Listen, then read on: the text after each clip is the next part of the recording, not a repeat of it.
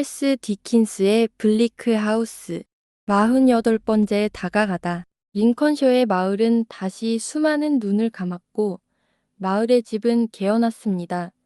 링컨셔에서는 옛 네들록들이 액자 속에서 졸고 있고 나지막한 바람이 마치 그들이 꽤 규칙적으로 숨쉬는 듯 기둥 접시를 스쳐 지나갑니다. 마을에서는 지금의 데들록들이 불타는 듯한 눈을 한 마차를 타고 밤의 어둠 속에서 덜컹거리며 달리고 머리에 재 혹은 헤어 파우더를 묻힌 데들록 머큐리들은 그들의 위대한 겸손을 상징하며 졸린 아침을 홀의 작은 창문에서 느긋하게 보내고 있습니다. 거대한 구체 거의 8km에 달하는 유행의 세계가 한창이며 태양계는 정해진 거리에서 공손하게 움직입니다. 인파가 가장 붐비는 곳, 빛이 가장 밝은 곳, 모든 감각이 가장 섬세하고 세련되게 어루만져지는 곳에 레이디 데드록이 있습니다. 그녀는 오르고 올라온 빛나는 정상에서 결코 벗어나지 않습니다. 예전처럼 자존심이라는 망토 아래 무엇이든 간직할 수 있다고 믿었던 그녀의 믿음은 무너지고 주변 사람들에게 자신이 어떤 사람인지 확신할 수 없지만 질투하는 눈이 그녀를 내려다볼 때 굴복하거나 고개를 숙이는 것은 그녀의 본성이 아닙니다. 사람들은 그녀가 최근 더 잘생기고 거만해졌다고 말합니다. 쇠약해진 사촌은 그녀를 충분히 아름답다고 여성 상점을 차렸다고 오히려 위협적인 친절이라고 사실을 떠올리게 하는 불편한 여자라고 침대에서 일어나 의기양양하게 쉬게 될 사람이라고 셰익스피어라고 말합니다. 털킹온 씨는 아무 말도 아무 표정도 짓지 않는다. 예전처럼 지금도 그는 방 문간에 서성이고 축 늘어진 하얀 크라바트를 구식 넥타이에 느슨하게 엮어 매고 있다. 귀족들의 후원을 받고 있을 뿐 아무런 흔적도 남기지 않는다. 모든 남자 중에서도 그는 여전히 나의 부인에게 영향을 미칠 수 있는 마지막 인물이다. 모든 여자 중에서도 그녀는 여전히 그를 두려워할 수 있는 마지막 인물이다. 체스니 월드에 있는 그의 탑룸에서 있었던 늦은 인터뷰 이후로 그녀의 머릿속에는 한 가지 생각이 가득했다. 이제 그녀는 결심했고 그 생각을 덜쳐버릴 준비가 되어 있었다. 넓은 세상에는 아침, 작은 태양에 따르면 오후였다. 창밖을 내다보느라 지친 머큐리들은 복도에 누워 묵직한 머리를 늘어뜨리고 있었다. 그 아름다운 생명체들은 마치 활짝 핀 해바라기 같았다. 머큐리들처럼 그들도 꼬리표와 장식에 달린 씨앗을 찾으러 달려가는 듯했다. 도서관에 있던 레스터 경은 의회 위원회 보고서를 읽느라 나라를 위해 잠이 들었다.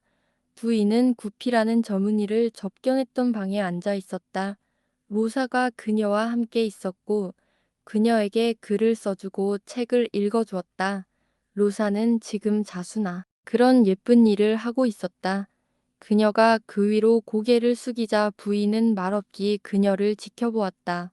오늘 처음은 아니었다. 로사, 예쁜 마을 사람의 얼굴이 환하게 떠오른다. 그러다가 아가씨가 얼마나 진지한지 보고는 어리둥절하고 놀란 표정을 짓는다. 문 좀 봐. 잘 닫혔어. 네. 그녀는 그곳에 갔다가 다시 돌아와서 더욱 놀란 표정을 짓습니다. 이제 너를 믿어보려고 한다. 내 판단력은 아니더라도 내 애정은 믿을 수 있을 거라는 걸 알기 때문이다. 내가 앞으로 할 일은 적어도 너에게 변장하지는 않을 것이다. 하지만 너에게만은 마음을 털어놓는다. 우리 사이에 오가는 말은 아무에게도 하지 마라. 소심한 작은 미녀는 진심으로 신뢰할 수 있다고 약속합니다. 알고 계세요. 데드록 부인이 그녀에게 의자를 가까이 가져오라고 손짓하며 물었다. 로사, 내가 다른 사람들과 다른 점이 당신에게도 있다는 걸 알고 계세요. 네, 부인, 훨씬 더 친절하시죠. 하지만 저는 종종 당신을 있는 그대로 안다고 생각합니다. 너는 종종 나를 있는 그대로 안다고 생각하니? 불쌍한 아이야. 불쌍한 아이야. 그녀는 로사를 비웃는 듯한 어조로 그렇게 말하며 그녀를 몽롱한 눈빛으로 바라보며 생각에 잠긴 듯 앉아 있다. 로사, 당신이 나에게 위안이나 위안이 된다고 생각하세요? 당신이 젊고 자연스럽고 나를 좋아하고 고마워하는 그런 당신이 내 곁에 있는 게 나에게 기쁨이 된다고 생각하세요? 모르겠습니다. 부인, 그럴 리가 없겠죠. 하지만 진심으로 그렇게 되기를 바랍니다. 그렇구나. 꼬마야. 예쁜 얼굴은 기쁨에 들떠 있지만 그 앞에 있는 잘생긴 얼굴의 어두운 표정에 멈칫한다. 얼굴은 소심하게 설명을 찾는다. 그리고 오늘 내가 날 떠나 라고 말한다면 나는 엄청난 고통과 불안을 안겨줄 말을 할 거고 나를 매우 외롭게 만들 거란다. 얘야, 부인. 제가 당신을 불쾌하게 했나요? 아무것도 아니야. 이리 와. 로사는 부인의 발치에 있는 발판에 몸을 굽힌다. 부인은 그 유명한 철제 장인의 밤처럼 어머니다운 손길로 그녀의 검은 머리카락에 손을 얹고 부드럽게 고정시킨다. 로사, 내가 행복하기를 바란다고 말했잖아. 이 세상에 누군가를 행복하게 할 수 있다면 너를 행복하게 만들어 주겠다고. 하지만 난 그럴 수 없어. 이젠 내가 아는 이유가 있는데 내가 개입할 수 없는 이유가 있어. 내가 여기 남아있지 않는 게 훨씬 낫단다. 여기 남아서는 안 돼. 난 내가 여기 남아있지 않기로 했어. 내 애인의 아버지께 편지를 썼는데 그분이 오늘 여기 계실 거야. 이 모든 건 널 위해서였어. 울부짖는 소녀는 손에 키스를 퍼붓고는 헤어지면 어떻게 해야 할지 묻는다. 여주인은 그녀의 뺨에 키스를 퍼붓고는 아무 대답도 하지 않는다. 자, 더 나은 환경에서 행복해지렴. 얘야, 사랑받고 행복해지렴. 아, 부인. 저는 때때로 이렇게 생각했어요. 제가 너무 자유로운 걸 용서해 주세요. 부인께서 행복하지 않으신 것 같아요. 저를 보내신 뒤에도 더 그러실 건가요? 기도하고 다시 생각해 보세요. 제가 잠시 머물게 해주세요. 얘야, 내가 하는 모든 일은 너를 위해서 하는 것이지. 나를 위해서 하는 것이 아니라고 말했단다. 이미 다 했어. 로사, 너에게 내가 하는 일은 지금의 나일 뿐, 앞으로 내가 될 모습은 아니야. 이 점을 명심하고 내 신뢰를 지켜줘. 나를 위해 그렇게 많은 것을 해주면 우리 사이는 끝장이야. 그녀는 순진한 동행에게서 떨어져 방을 나선다. 늦은 오후, 그녀가 다시 계단에 나타났을 때 그녀는 가장 거만하고 차가운 표정을 짓고 있었다. 마치 세상의 모든 열정과 감정, 흥미가 초창기에 달아 없어져 다른 괴물들과 함께 표면에서 사라져버린 것처럼 마치 무관심한 듯 했다. 머큐리가 아운스웰 씨를 불렀는데 이것이 그녀가 나타난 이유입니다. 아운스웰 씨는 서재에 없지만 그녀는 서재로 향합니다. 레스터 경이 서재에 계시고 그녀는 먼저 그와 이야기하고 싶어 합니다. 레스터 경, 저는 원합니다. 하지만 당신은 이미 약혼하셨잖아요. 아, 제발, 전혀 아니에요. 털킹혼 씨만요. 언제나 곁에 있다.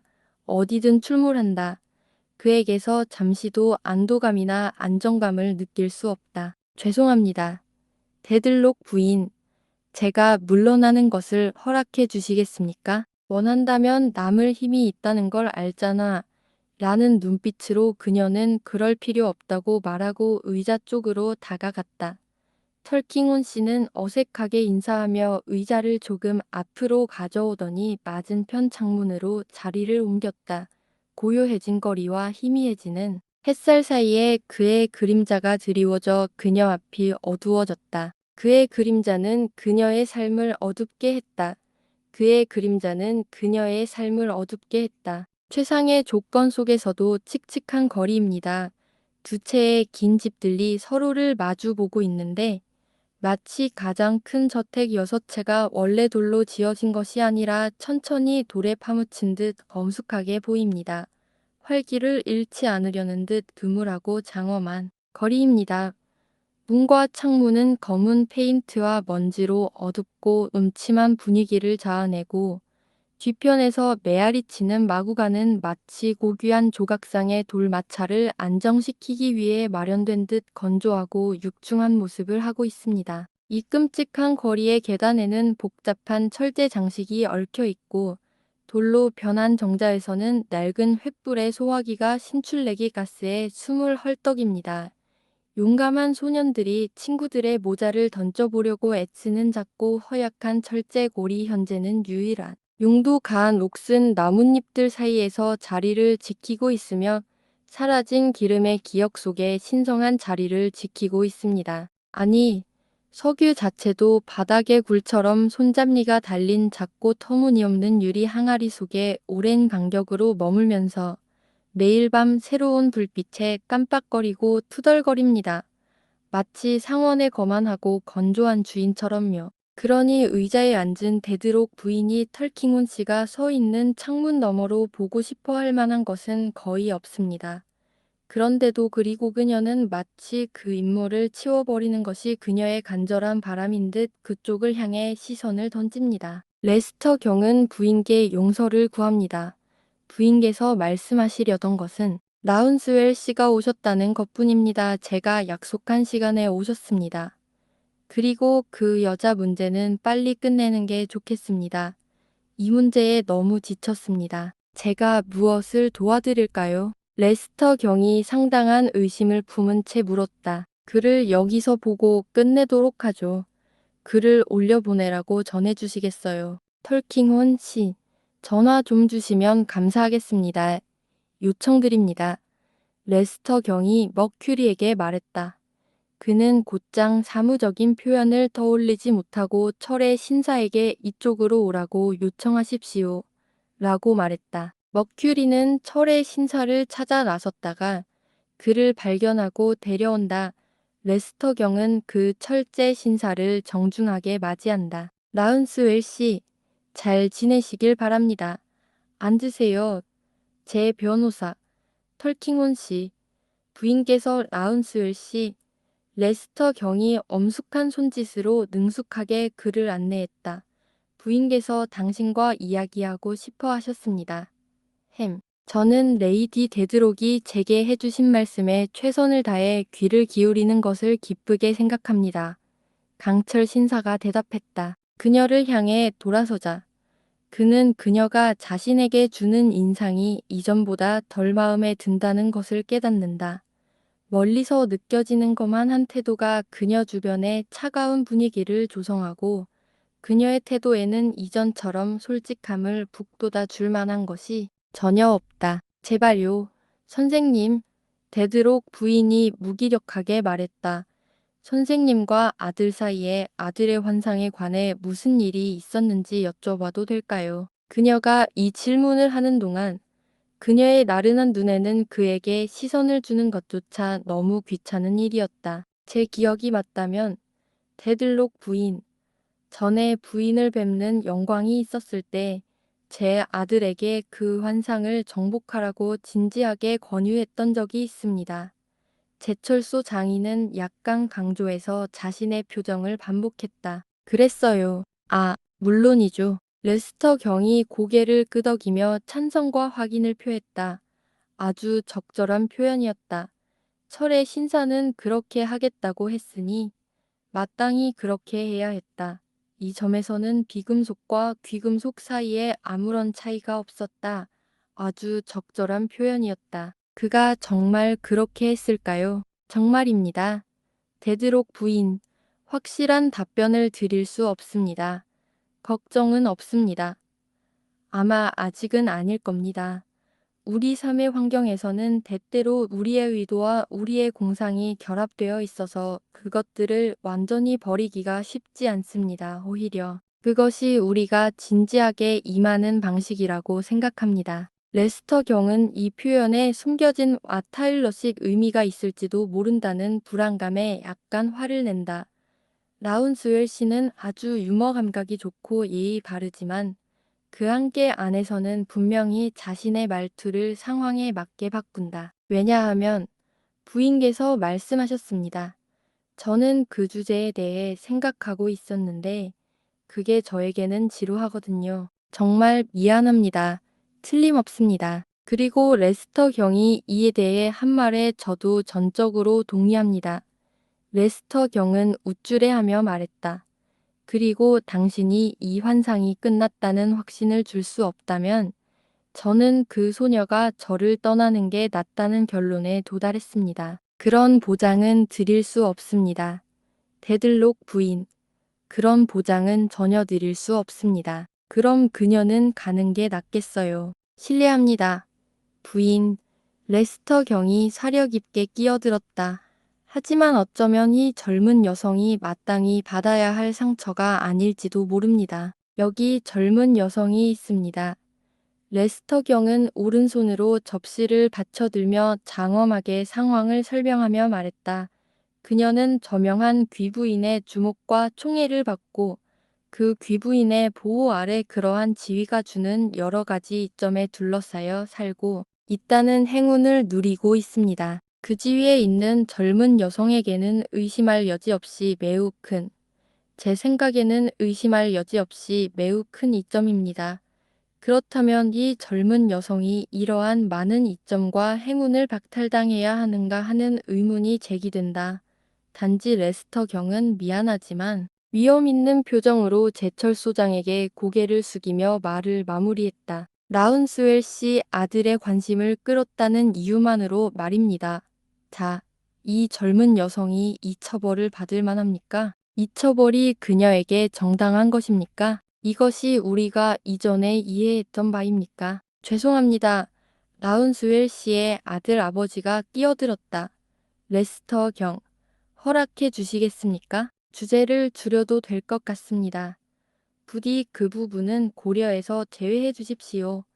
혹시 그렇게 중요하지 않은 것, 예상하지 못한 것, 기억하시겠지만 제가 이 문제에 대해 가장 먼저 생각한 것은 그녀가 여기 남는 것에 정면으로 반대했던 것을 기억하실 겁니다. 되도록 가문의 후원을 고려해서 제외한다고요? 아, 레스터 경은 그런 가문에서 물려받은 귀를 믿을 수밖에 없겠군요. 그렇지 않았다면 그 철인의 관찰에 대한 그들의 보고를 정말로 믿지 않았을 겁니다. 이런 일들에 굳이 개입할 필요는 없습니다. 부인이 그가 놀라 숨을 쉬는 것 외에는 아무것도 할 수 없게 되자 차갑게 말했다. 저 여자는 정말 착한 아이입니다. 딱히 뭐라고 할 말은 없지만 자신의 수많은 장점과 행운에 너무 무감각해서 사랑에 빠졌거나 아니면 불쌍하고 바보 같은 애인 줄 알면서도 그 장점을 제대로 이해하지 못하고 있습니다. 레스터 경은 이 사실이 사건을 완전히 뒤바꾼다는 점을 지적해 주시기를 간청합니다. 그는 부인께서 자신의 견해를 뒷받침할 가장 타당한 근거와 이유를 가지고 계셨다고 확신했을지도 모릅니다. 그는 부인의 의견에 전적으로 동의합니다. 그 젊은 여인은 가는 게 좋겠습니다. 라운스웰 씨, 레스터 경께서 지난번에 이 일로 지쳤을 때 말씀하셨듯이 되도록 부인이 나른하게 말을 이었다. 우리는 당신과 조건을 걸 수 없습니다. 조건 없이. 그리고 지금 상황에서는 그 소녀는 여기 있는 게 너무 어려우니 떠나는 게 좋겠습니다. 제가 그렇게 말씀드렸습니다. 그 소녀를 마을로 돌려보내시겠습니까? 아니면 데려가시겠습니까?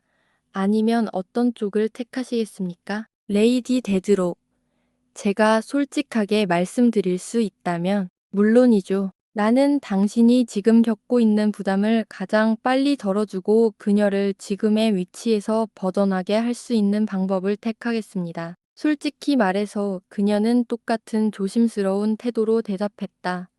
나도 그래야 해. 내가 그녀를 데려갈 거라고 알고 있지. 철의 신선은 철의 화를 만든다. 레스터 경, 초인종 좀 눌러주시겠어요? 털킹온 씨가 창문에서 앞으로 나와 초인종을 당겼다. 깜빡하고 있었네요. 감사합니다. 그는 평소처럼 허리를 굽혀 인사하고 조용히 돌아갔다. 재빠르게 반응하는 머큐리가 나타난 누구를 데려오라는 지시를 받고 휙휙 지나가 앞서 말한 것을 꺼내 들고 떠났다. 로사는 울고 있었고 아직도 괴로워하고 있다. 그녀가 들어오자 제철 소장은 의자에서 일어나 그녀의 팔을 잡고 문 가까이에 서서 떠날 준비를 한다. 보시다시피 내가 잘 보살핌을 받고 있단다. 부인이 지친 목소리로 말했다. 그리고 잘 보호받으며 떠나는 거야. 내가 말했잖아. 너는 아주 착한 아이고 울 일도 없단다. 결국 그녀는 떠나려고 울고 있는 것 같아요. 털킹온 씨는 손을 뒤로 한 채 조금 앞으로 움직이며 말했다. 글쎄요. 아시다시피 그녀는 교양이 없어요. 다은스웰 씨가 마치 변호사가 반박해 줄 수 있어서 다행이라는 듯 재빠른 태도로 대답했다. 그리고 그녀는 경험이 부족한 아이고 잘하는 것도 모릅니다. 만약 그녀가 여기 남았더라면 선생님, 분명 나아졌을 겁니다. 의심할 바 없죠. 털킹온 씨는 차분하게 대답했다. 로사는 흐느껴 울며 부인을 떠나게 되어 매우 죄송하다고. 체스니 월드에서 행복했고 부인과 함께 있어서 행복했으면 부인께 거듭거듭 감사드린다고 말했다. 나가 이 멍청한 고맹아. 철물점 주인인 잦은 목소리로 그녀를 체크하며 말했지만 화난 기색은 아니었다. 워트를 좋아한다면 기분 좀 풀어. 부인은 무관심하게 손을 흔들며 자, 얘야. 착한 아이구나. 가버려. 라고 말했다. 레스터 경은 그 화제에서 멋지게 벗어나 푸른 코트에 안식처로 물러났다. 이제는 등불이 점점이 켜진 어두운 거리에 희미하게 서 있는 털킹훈 씨가 부인의 눈앞에 어렴풋이 나타났다. 그는 전보다 더 크고 검었다. 레스터 경과 데드록 부인. 라운스웰 씨는 잠시 말을 멈춘 후 말했다. 이 지루한 문제로 다시 한번 번거롭게 해드려 죄송합니다. 제 행동 때문이 아니라 데드록 부인께 이렇게 사소한 일이라도 얼마나 귀찮은지 충분히 이해합니다. 제가 이 문제를 제대로 처리하지 못했다면 처음부터 젊은 친구를 이곳으로 데려가도록 조용히 설득하지 않았기 때문입니다. 하지만 이 일의 중요성을 강조하기 위해 말씀드리자면 이 문제가 어떻게 진행되었는지 정중하게 설명드리고 부인의 바람과 편의를 솔직하게 말씀드리는 것이 적절하다고 생각했습니다. 제가 이 바른 세상과 친분이 부족한 점을 양해해 주시기 바랍니다. 레스터 경은 이 발언에 자신이 성소에서 깨어났다고 여긴다. 라운스웰 씨, 그가 되물었다. 말씀하지 마십시오. 어느 쪽이든 변명은 필요 없기를 바랍니다. 레스터 경, 그 말씀을 듣게 되어 기쁩니다. 마지막으로 앞서 말씀드린 어머니와 가족의 오랜 인연, 그리고 그것이 양쪽 모두에게 얼마나 큰 가치를 보여주는지에 대해 말씀드리자면 제 팔에 있는 이 작은 예를 언급하고 싶습니다. 그녀는 이별을 앞두고 애정 어린 믿음을 보여주었고 제 어머니께서도 그녀에게 제 마음을 일깨워 주신 것 같습니다. 물론 데들록 부인은 진심 어린 관심과 따뜻한 배려로 그보다 훨씬 더 많은 것을 해주셨습니다. 그가 이 말을 아이러니하게 생각한다면 생각보다 더 진실일지도 모른다. 하지만 그는 직설적인 말투에서 조금도 벗어나지 않고 다만 그 말을 하면서 어두컴컴한 방 안에서 부인이 앉아있는 쪽을 향해 돌아섰다. 레스터 경은 작별 인사를 하려고 일어섰고 털킹훈 씨가 다시 초인종을 눌렀다. 머큐리는 다시 비행기를 탔고 라운스웰 씨와 오자는 집을 나섰다. 그때 불빛이 비추자 털킹훈 씨는 여전히 창문에 서서 두 손을 뒤로 한 채 서 있고 부인은 여전히 그 모습을 그녀 앞에 두고 낮과 밤을 가리고 있는 모습이 보였다. 부인은 창백했다. 털킹훈 씨는 부인이 자리에서 일어나 잠자리에 들 때를 지켜보며 생각했다. 그럴지도 몰라. 이여은의 힘은 정말 놀랍군. 그녀는 온종일 어떤 역할을 해왔으니까. 하지만 그도 자신의 유일한 변함없는 개성을 연기할 수 있었다. 그가 이 여인을 위해 문을 열어주는 동안 레스터 경의 두 눈보다 50배는 더 예리한 50상의 눈이 그에게서 어떤 결점도 발견하지 못할 것이다. 데드락 부인은 오늘 자기 방에서 혼자 저녁을 먹고 있다. 레스터 경은 두들 파티와 쿠들 파벌의 난관을 헤쳐나가는데 결정적인 역할을 한다. 데드락 부인은 저녁 식사 자리에 앉으며 여전히 창백한 얼굴 그리고 쇠약해진 사촌의 글을 잘 보여주는 예로 그가 나갔는지 묻는다. 네, 철킹온 씨는 벌써 갔나요? 아니요.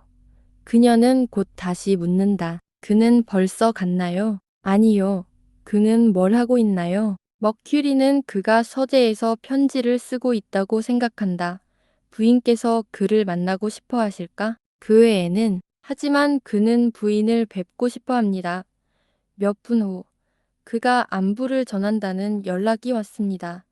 부인께서 저녁 식사 후 한두 마디 정도 하실 수 있을까요? 부인께서 지금 그를 맞이하실 것입니다. 그는 부인이 식탁에 앉아 있는 동안 부인의 허락을 받고라도 불쑥 기어든 것을 사과하며 왔습니다. 단둘이 있게 되자 부인께서는 그런 조롱을 멈추시려고 손을 흔드셨습니다. 무슨 일이세요? 선생님, 아니요. 데드록 부인, 변호사가 그녀로부터 조금 떨어진 의자에 앉아 목쓴 다리를 위아래로 천천히 문지르며 말했다. 당신이 취한 행동에 꽤 놀랐습니다. 물론, 네, 물론입니다. 저는 그런 일이 일어날 준비가 되어 있지 않았습니다. 저는 그것이 우리의 합의와 당신의 약속에서 벗어나는 일이라고 생각합니다. 그것은 우리를 새로운 입장에 놓이게 합니다. 데드록 부인, 저는 그것을 인정하지 않는다는 것을 분명히 말씀드려야 할 것 같습니다. 그는 문지르던 것을 멈추고 무릎에 손을 얹은 채 그녀를 바라본다. 그는 침착하고 변함없는 사람이지만 그의 태도에는 여전히 형언할 수 없는 자유가 담겨 있다. 그것은 새롭고 이 여자의 시선을 피할 수 없는 자유다. 저는 당신의 말씀을 잘 이해하지 못하겠어요. 아, 네, 그럴 것 같아요. 그럴 거라고 생각해요. 자, 자, 데들록 부인, 이제 와서 괜히 핑계 대고 쳐내면 안 돼요. 이 여자 마음에 드시는 거 알잖아요. 그럼요, 선생님. 그리고 당신도 알고 있고, 저도 알고 있습니다. 당신이 그녀를 보낸 것은 당신이 지적한 이유 때문이 아니라 그녀를 가능한 한 분리하기 위한 것이었습니다. 업무상 언급하는 것이니 양해해 주십시오. 당신 자신에게 닥칠 모든 비난과 노출로부터 그녀를 분리하기 위한 것이었습니다. 그럼요, 선생님.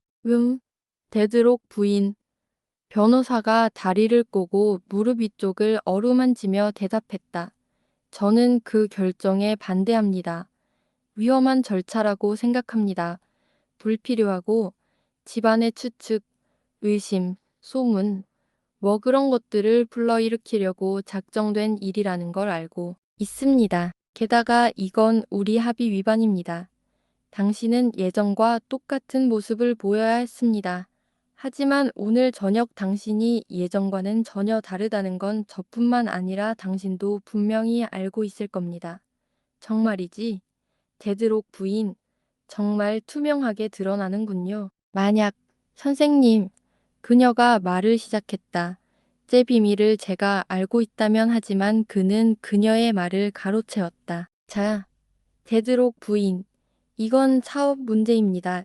사업적인 문제라면 그 근거를 아무리 명확하게 밝혀도 소용없습니다. 더 이상 당신의 비밀이 아닙니다. 죄송합니다만, 그건 실수였습니다. 이건 레스터 경과 가족에 대한 제 신뢰에 따른 비밀입니다. 만약 데드록 부인의 비밀이었다면 우리가 여기서 이런 대화를 나누는 건 아니었을 겁니다. 정말 그렇습니다. 제가 아는 그 비밀을 바탕으로 특히 체스니 월드에 모인 손님들에게 제 이야기를 들려주실 때 당신이 그녀를 언급했던 것을 기억하며 무고한 소녀가 곧 닥칠 수치심의 오명을 벗도록 최선을 다한다면 저는 이미 결심한 바에 따라 행동합니다. 세상 어떤 것도, 세상 어떤 누구도 저를 흔들거나 움직일 수 없을 겁니다. 그녀는 매우 신중하고 명확하게, 그리고 그 자신만큼이나 겉으로 드러나는 열정을 담아 이렇게 말합니다.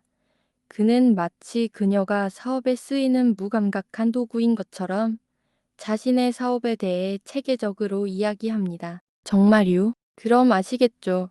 데드록 부인, 그가 대답했다. 당신은 믿을 수 없습니다. 당신은 사건을 아주 명백하게, 그리고 문자 그대로의 사실에 따라 진술했습니다. 그러니 당신은 믿을 수 없습니다. 어쩌면 체스니 월드에서 밤에 연설했을 때 이 점에 대해 제가 약간의 불안감을 표현했던 걸 기억하실지도 모르겠네요. 네. 철킹원 씨가 차갑게 일어난 난로 위에 섰다. 네. 데드록 부인.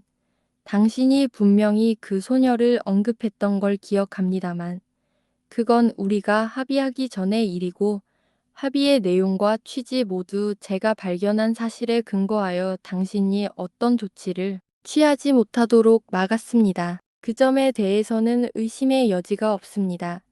그 소녀를 살려준다는 게 무슨 중요하고 가치 있는 일입니까? 아껴준다는 게 무슨 뜻입니까? 데드록 부인, 여기 가문의 이름이 훼손된 겁니다.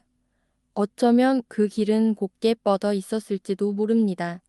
모든 것을 가로질러 오른쪽도 왼쪽도 없이 모든 것을 발로 밟고 모든 것을 좌우로 모든 것을 발로 밟아야 했을지도 모릅니다. 그녀는 테이블을 바라보고 있었다.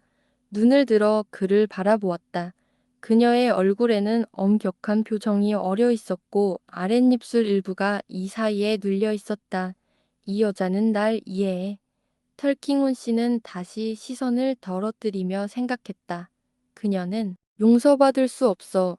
왜 다른 사람들을 용서해야 하지? 잠시 그들은 침묵했다.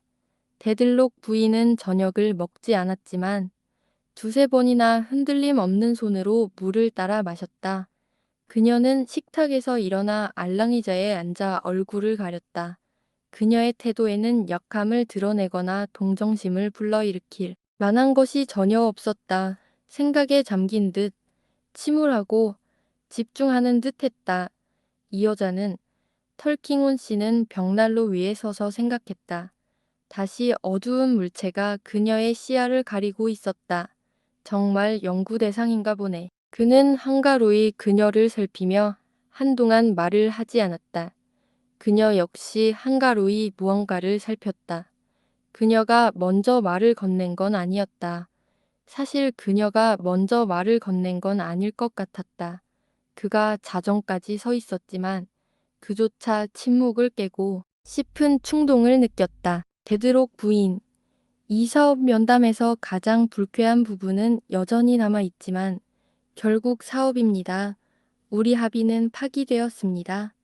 데드록 부인처럼 분별력과 강인한 성품을 가진 분이라면 제가 이 합의를 무효로 선언하고 제 방식대로 행동하는 것을 기꺼이 받아들이실 것입니다. 저는 준비가 완벽히 되어 있습니다. 털킹온 씨가 고개를 끄덕였다.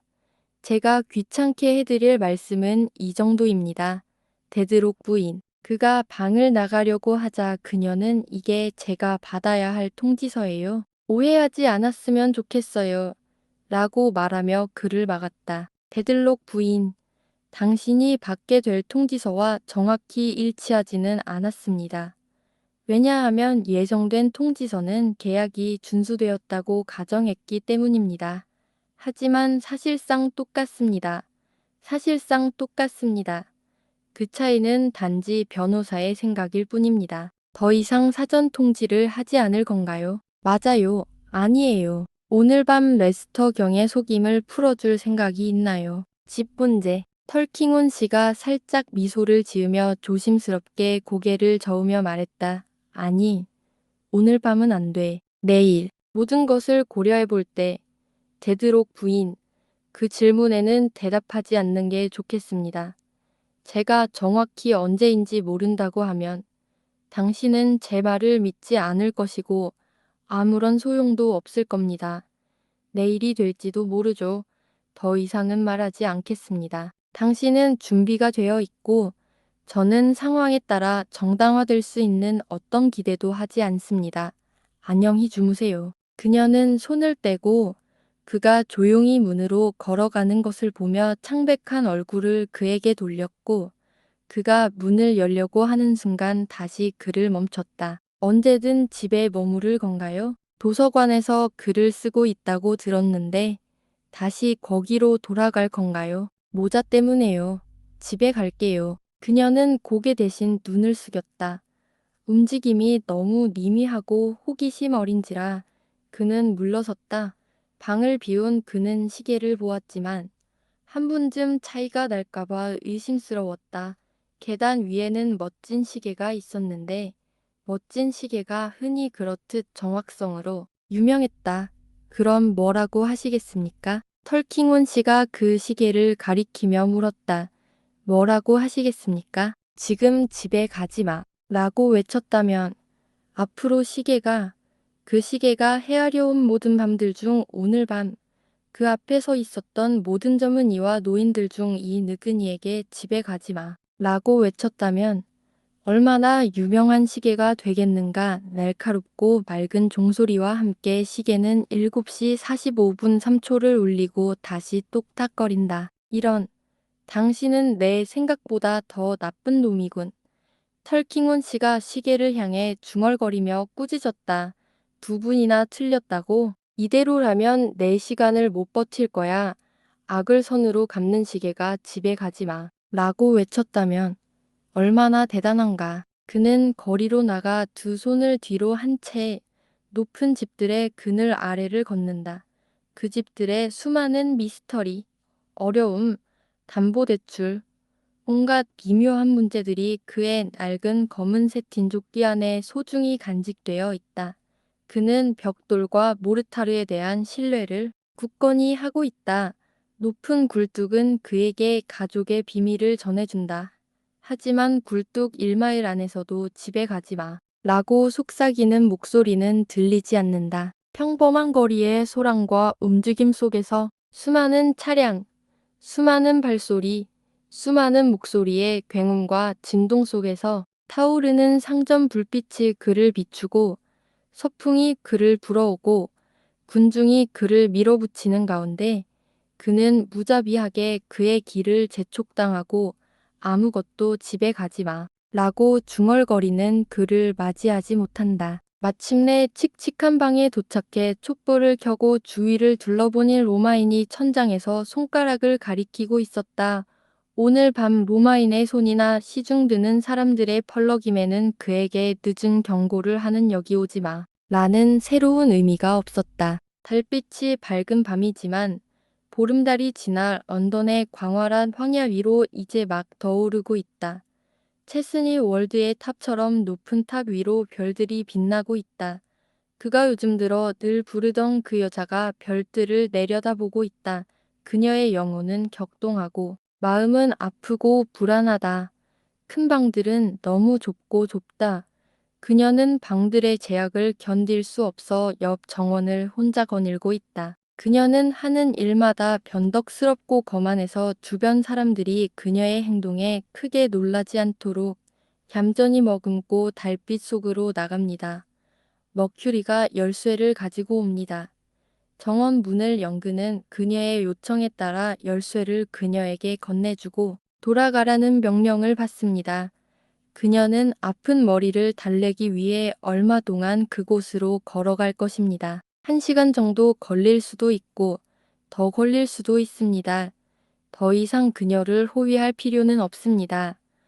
문이 쾅 닫히고 그는 그녀를 남겨두고 어두운 나무 그늘 속으로 들어갑니다. 맑은 밤, 밝고 큰 달, 그리고 무수한 별들. 털킹온 씨는 지하실로 가서 그 울려 퍼지는 문들을 열었다 닫았다 하면서 마치 감옥 같은 작은 마당을 가로질러야 했다.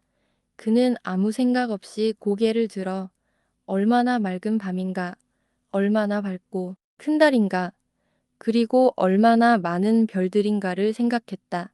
그것도 고요한 밤이었다. 아주 고요한 밤, 달빛이 아주 밝게 빛날 때면 고독과 고요함이 달빛에서 흘러나와 마치 생명으로 가득 찬 붐비는 곳들조차 감도는 듯하다.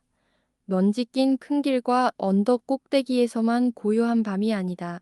그곳에서는 드넓은 들판이 고요한 가운데 하늘을 배경으로 나무들 사이로 점점 더 고요하게 펼쳐지며 그 위에는 희미한 꽃의 유령이 피어난다. 정원과 숲, 그리고 물풀이 싱싱하고 푸르며 아름다운 섬들 사이로 반짝이는 시냇물과 속삭이는 둑, 속삭이는 갈대밭에서도 고요한 밤이다. 집들이 빽빽이 들어차고 수많은 다리가 그 위에 비춰지고 부두와 배들이 그 위를 어둡고 무시무시하게 만드는 곳, 그 흉측한 모습에서 벗어나 해안에 떠밀려 온 해골처럼 음침한 등대가 서 있는 습지를 지나 굽이쳐 흐르는 곳, 옥수수밭, 풍차, 첨탑이 가득한 험준한 지형을 따라 뻗어나가는 곳, 끊임없이 출렁이는 바다와 어우러지는 곳, 그 고요함은 그 위에 머물 뿐만 아니라 깊은 바다와 해안가의 고요한 밤이 드리워져 있을 뿐만 아니라 마치 자신에게만 주어진 듯한 빛의 길을 날개를 펼친 배가 가로지르는 것을 지켜보는 관찰자가 서 있는 곳. 그곳에도 고요함이 감돈다.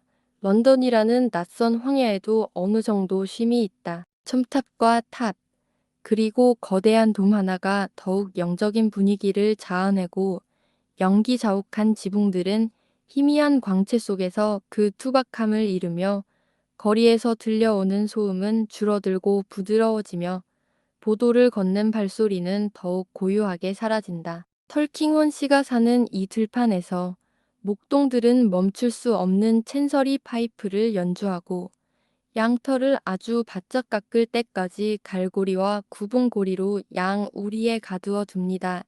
이 달빛이 밝은 밤에 모든 소음은 멀리서 울리는 웅웅거림으로 합쳐지고 마치 도시가 거대한 유리처럼 진동하는 듯합니다. 뭐야? 누가 총이나 권총을 쐈어? 어디에 있었어? 몇몇 보행자들이 놀라서 멈춰서서 주변을 멍하니 바라본다. 창문과 문 몇 개가 열리고 사람들이 나와서 구경한다. 시끄러운 소리가 울려 퍼지며 심하게 울려 퍼졌다. 지나가던 한 남자의 말에 따르면 집 한 채가 흔들렸다고 한다. 동네 개들이 모두 깨어나 격렬하게 짖는다.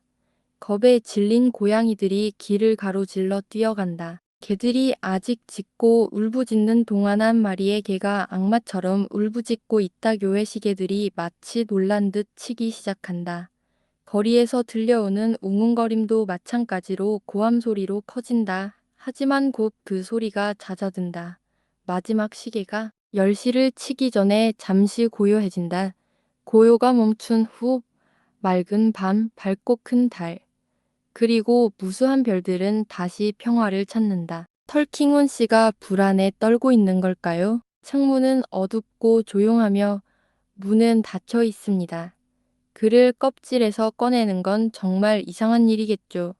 그에 대한 소식도, 그의 모습도 보이지 않습니다.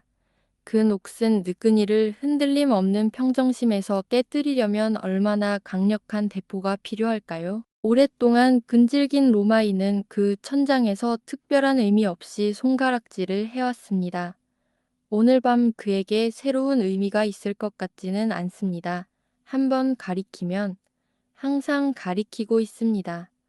마치 단 하나의 생각을 가진 모든 로마인이나 영국인처럼 말입니다. 그는 틀림없이 불가능한 태도로 밤새도록 아무 소용없이 가리키고 있을 것입니다. 달빛, 어둠, 새벽, 일출, 낮.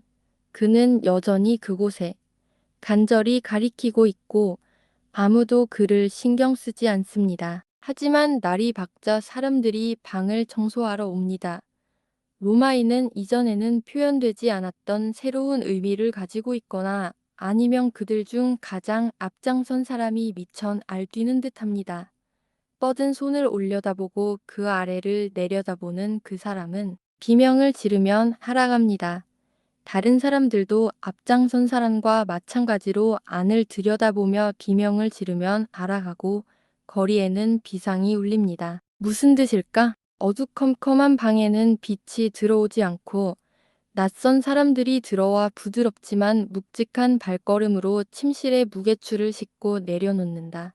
하루 종일 수군거리고 궁금해하는 소리가 끊이지 않는다.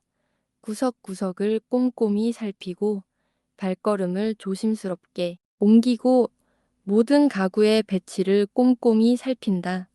모든 시선이 오마인을 올려다보고 모두가 속삭인다. 그가 본 것을 말할 수만 있다면 그는 와인이 거의 가득 찬 병과 유리잔, 그리고 불을 붙인 직후 갑자기 꺼진 2개의 양초가 놓인 테이블을 가리키고 있다. 그는 빈 의자와 그 앞바닥에 묻은 얼룩을 가리키고 있는데 그 얼룩은 거의 손으로 덮을 수 있을 정도다. 이 모든 것이 그의 시야 바로 안에 있다. 흥분된 상상력이라면 이 그림 속에 너무나 경이로운 무언가가 있어서 작품의 나머지 부분, 시중드는 큰 다리를 가진 소년들뿐만 아니라 구름과 꽃, 기둥들까지 요컨대 알레고리의 몸과 영혼, 그리고 그 안에 있는 모든 뇌를 완전히 미치게 만들 것이라고 상상할 수도 있을 것이다. 어두컴컴한 방에 들어와 이 그림들을 보는 모든 사람은 로마인을 올려다보고 마치 마비된 말 못하는 증인처럼 모든 사람의 눈에 신비와 경외감이 깃든다. 앞으로 오랜 세월 동안 바닥의 얼룩에 대한 유령 이야기가 전해지는 것은 분명하다. 그 얼룩은 쉽게 덮이지만 제거하기는 너무나 어렵다. 천장에서 손가락을 가리키는 로마인은 먼지와 습기, 거미가 그를 보호해주는 한 털킹혼 씨. 시대보다 훨씬 더 큰 의미와 치명적인 의미를 담아 손가락을 가리킬 것이다.